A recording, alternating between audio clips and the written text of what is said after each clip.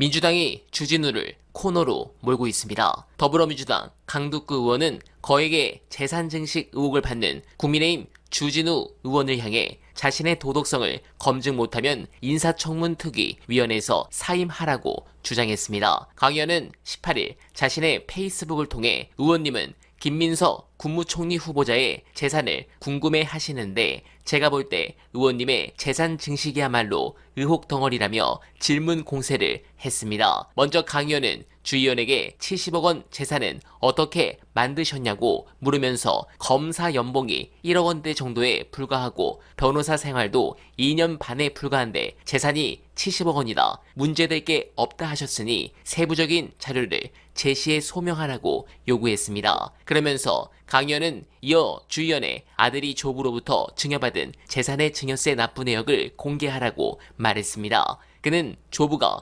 손자에게 세대 생략 증여를 하면 일반 세율보다 세율이 30% 가산된다며 만약 증여받은 손자가 아닌 조부가 대납했더라도 대납 증여세를 추가로 납부해야 한다고 주장했습니다. 네, 이런 공격 아주 좋습니다. 어제 박선원 의원부터 황준호 의원까지 우리가 바라던 민주당은 바로 이런 것입니다. 국짐이 이렇게 난리를 치니 꼭 김민석 총리 내정자를 지켜야 될 것 같은데 저는 오늘 그의 인터뷰 중 정말 놀란 부분이 있었습니다. 우리 이재명 대통령님은 제 생각보다 더 큰 인물이었습니다. SNS와 커뮤니티에서 화제가 된 분석 보시고 이어가 보겠습니다. 제가 그런 선상에서 쭉 일을 하면서 합을 맞추면서 제가 리더십을 인정하는 이유는 이 사람이 리더가 맞다라고 인정한 게 어떤 대목이세요? 제가 김대중 대통령 때 꼭 상의를 안 드렸는데 지나고 나면 판단이 비슷했다 하는 느낌을 가질 때가 많았어요. 그래서 제가 이재명 대통령께 그런 걸 많이 느끼거든요. 전혀 어떤 거는 큰 틀만 논의하고 디테일 서로 얘기를 안 했는데 서로 같은 판단을 한 경우를 많이 뒤에 본 거예요. 거의 동시에 같은 얘기로.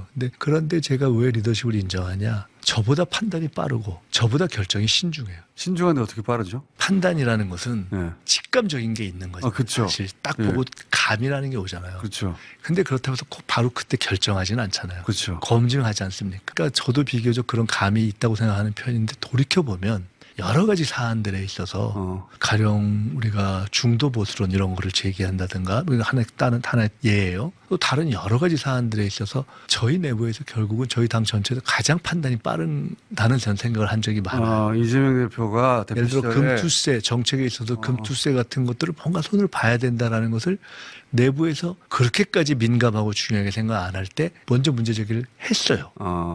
근데 그 먼저 생각하는 그 차이가 꽤 앞인 거예요.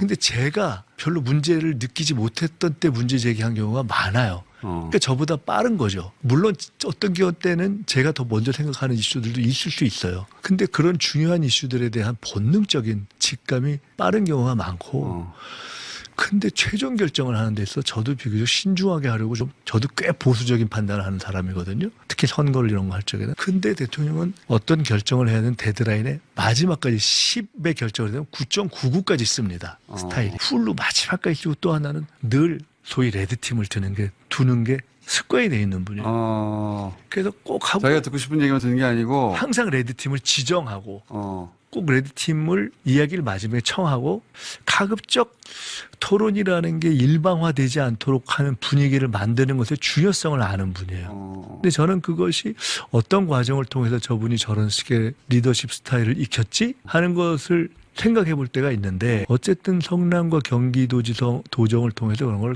한 것이고 영화 도우랑 많이 당했으니 그런 것도 있죠.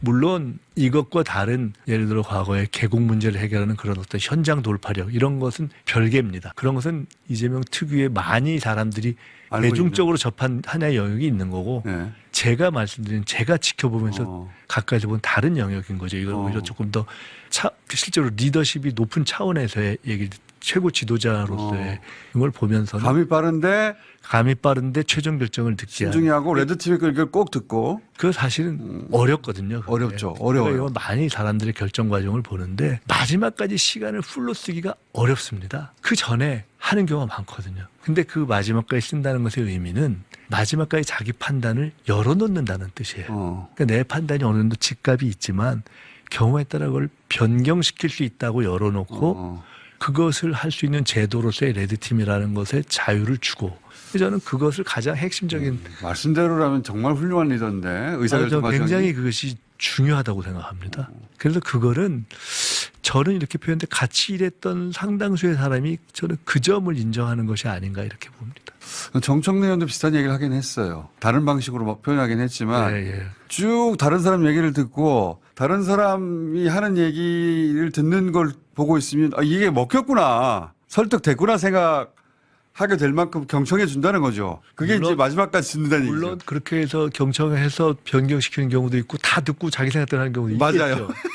근데 그건 뭐 당연한 거죠. 그거는 그렇지. 고집이 아니라 종합적으로 들어봐도 자기 판단이 더 맞을 수가 있을 때 그렇게 하는 것인데 근데 그 마지막까지 듣는다. 그런 거죠. 근데 굉장히 중요하고 저도 성격이 때로는 경험을 통해서 제가 좀 천천히 결정하지 원성격은 급하기 때문에 생각은 그렇게 하면서도 빨리빨리 마음을 정하는 경우가 있는데 우리 대통령 그러니까 대표 시절에 보면은 안 그렇더라고요. 제가 본 이재명 대통령의 장점들도 많은데 그거 제가 명미어천가라고 몇 번 했는데 근데 제가 같이 정치를 한 동료는 아니다 보니까 그 동료들이 본 네. 가장 가까이서 본 정치가 이재명의 장점 뭔가 그게 궁금해서 여쭤본 건데 한 가지만 더 말씀드리면 네. 닥죠. 그게 중요한 거라고. 맞아요. 그러니까 이게 토론을 하는 이런 과정에서 어둡지 않기 때문에 맞아요. 그거 참 신기한 대목이에요. 네. 인생 전체가 고생이 많은데 굉장히 밝아요. 기본적으로 밝고 이렇게 긍정적 파지티브하기 때문에 명랑한 사람입니다. 네, 그러니까 그래서 제가 한마디로 얘기하면 이재명은 유쾌한 토론가다. 제가 그렇게 얘기를.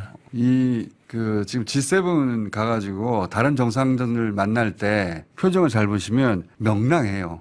약간 개구진 면이 있습니다. 개구진 게 있죠. 그래서 아까 이제 잘할 거냐고 물어보셨는데 잘하는 거 외엔 대안이 없어요. 잘 해야 돼요.